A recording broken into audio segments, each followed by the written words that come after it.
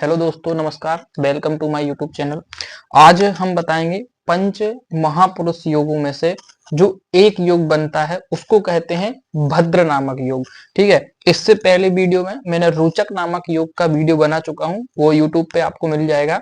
अब मैं आपको बताऊंगा जो बनता है हमारा बुद्ध से। ठीक है, कौन सा योग है? वो है भद्र नामक। ठीक है, भद्र नामक योग बनता है ना।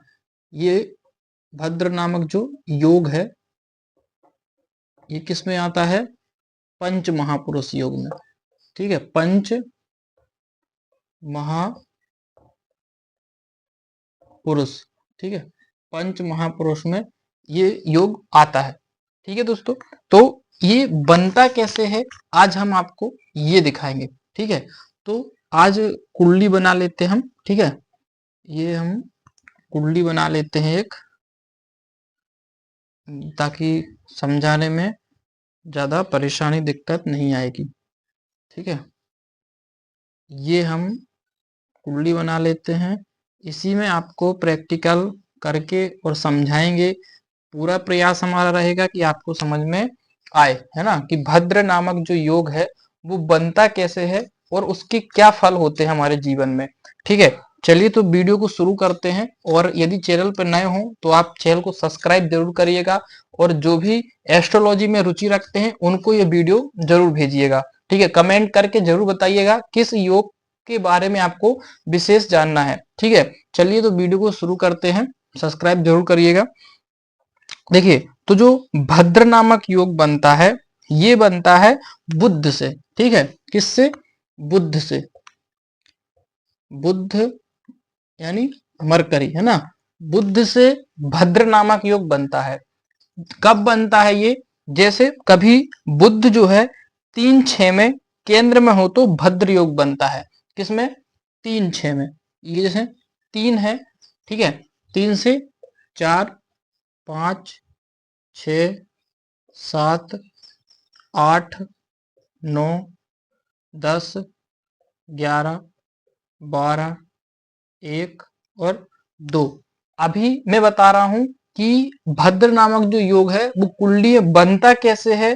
ठीक है, इसके बाद बताऊंगा कि इसका प्रभाव क्या रहता है, हमारे जीवन में क्या घटनाएं इस योग के होने से घटती हैं। ठीक है, इसका फल भी आगे आगे बताऊंगा। चलिए तो जानते हैं कि भद्र नामक जो योग है वो बनता कैसे है। तो देखिए, यहाँ पर बुध से बन रहा है। ठीक है, भद्र नामक योग पंच महापुरुष में से इसको एक कहा जाता है ना। तो बुध से बनता है भद्र नामक योग।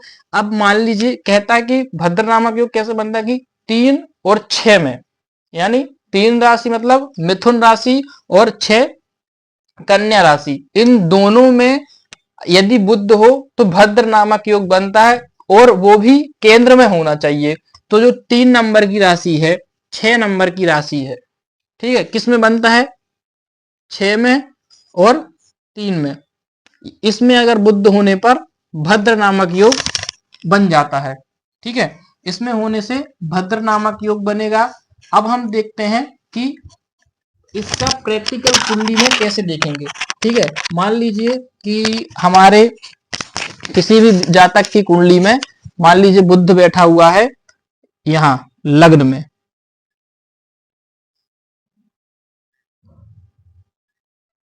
किसी की भी कुंडली में मान लीजिए कि बुध जो है लग्न में बैठा हुआ है, किस राशि में?